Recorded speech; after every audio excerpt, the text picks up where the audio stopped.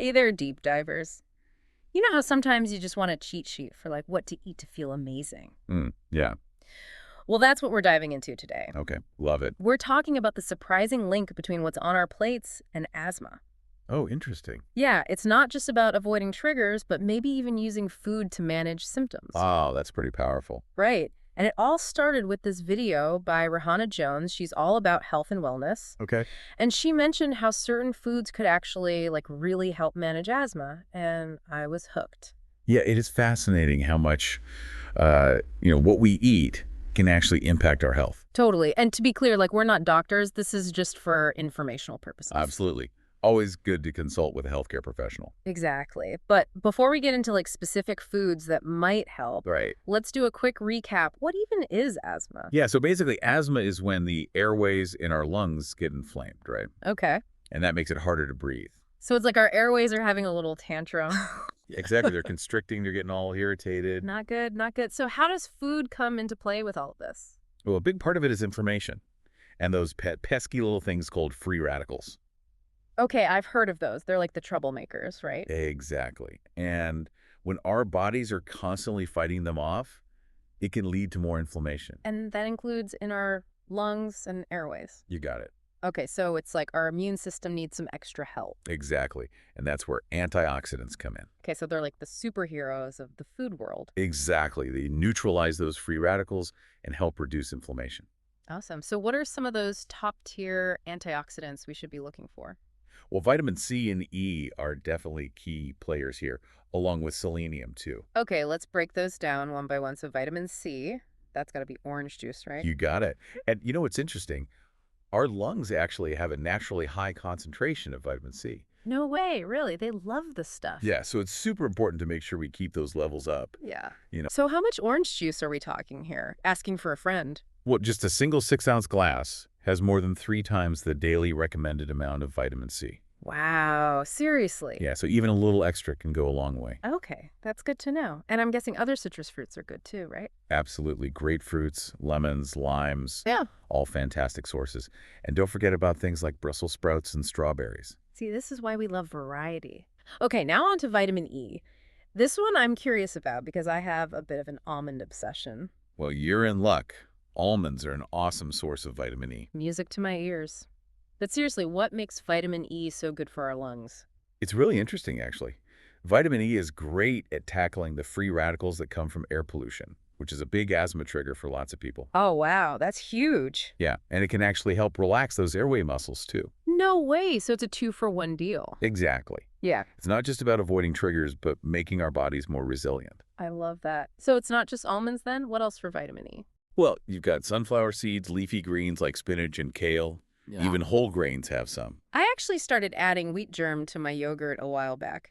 Good choice. Wheat germ's a powerhouse.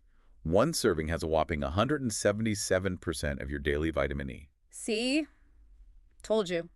Okay, now what about that selenium you mentioned? That's the Brazil nut thing, right? You got it. And selenium is cool because it actually works with vitamin C and E, like it boosts their power. Wait, so it's like they have a combo move or something? Exactly. They work even better together. There was this New Zealand study, and the people who had the most selenium were way less likely to have asthma. Oh, wow. So how much selenium are we talking in a single Brazil nut?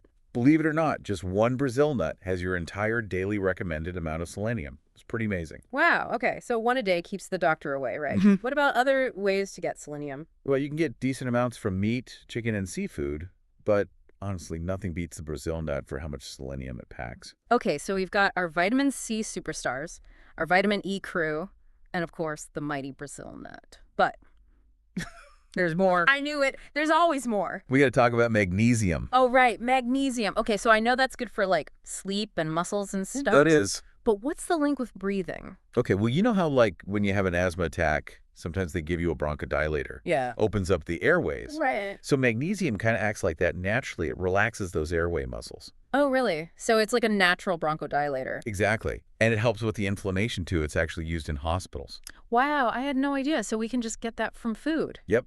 And studies have shown that people with low magnesium, they're twice as likely to have their airways constrict when exposed to a trigger. That makes a lot of sense. So what should we be eating to up our magnesium game? All right, so seafood lovers rejoice.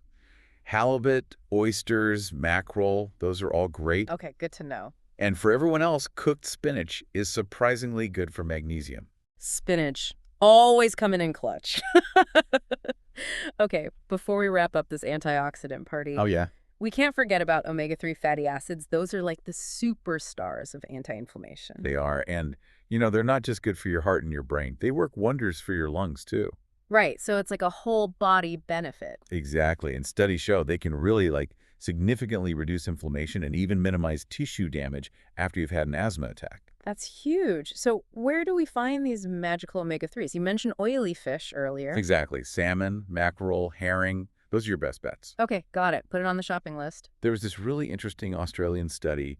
They found that families who ate oily fish regularly saw way lower rates of asthma in their kids. Oh, wow. That's amazing. So it's like not just helping ourselves, but maybe our kids too. Exactly. It's about those long-term choices we're making. Love that. Okay, so we've talked a lot about what to add to our plates, but is there anything we should be saying goodbye to if we want to breathe easier? I mean, That's a great question. It's not always one size fits all, but generally the things that cause inflammation are, the usual suspects. like processed foods and all that. Yeah, sugary drinks, Yeah. anything with trans fats in it, things that we already know aren't doing us any favor. Right, so the same things that sabotage our overall health are also messing with our lungs. It all connects. Makes sense. So basically, stick to whole, unprocessed foods as much as possible. As much as possible. Yeah, it's all about balance. Totally. Now, I'm curious, we've been talking about all these foods and nutrients individually, but is there extra benefit to combining them? Oh, definitely. Would a salmon salad with orange slices and a sprinkle of sunflower seeds be the ultimate asthma-fighting meal? It's remember how we talked about selenium boosting those vitamins? Right. It's the same idea. Combining all these nutrient-rich foods creates this synergy. They actually work better together than they do alone. So it's like assembling a little team of superheroes in your meal. Exactly. It's about that teamwork. I love that. Teamwork makes the dream work, right? Okay, so just to recap, we've got vitamin C, vitamin E, selenium, magnesium, and our omega-3s. It's like a party in your body, a health party. Right. All these amazing nutrients working together. And remember, it's not about changing everything overnight. Right, Rome wasn't built in a day. Exactly. Even small changes can make a big difference over time. Small steps, big impact. I like that a lot. This has really got me thinking about the bigger picture, actually. It wasn't just about asthma for her, right? It was about, overall wellness.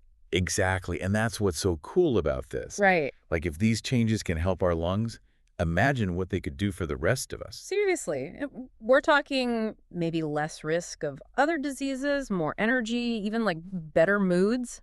It's all connected. When we eat these good foods, we're not just fixing one thing. Right. It's like a ripple effect. I love that, a ripple effect of health. Okay, so it's not just about never having a cookie again. No, not at all. It's about making those everyday choices count. Ex- This deep dive has me ready to go buy all the citrus fruits and Brazil nuts. Uh-huh. I love it. And maybe try some new salmon recipes too. That's the spirit. And hey, it doesn't have to be perfect, right? Yeah, small step. It's about finding what works for you long term. Totally. Well, deep divers, looks like we've reached the surface on this deep dive into asthma-fighting foods. It's been quite a journey. We talked about antioxidants, magnesium, omega-3s. And how powerful those everyday choices really are. Exactly. So as you go about your day, think about this. Right. How could adding these foods into your life affect your well-being? Not just physically, but mentally, too. That's the big question, right? Food for thought, literally. Thanks for joining us, deep divers. Keep those minds curious and those plates full of delicious, good-for-you foods.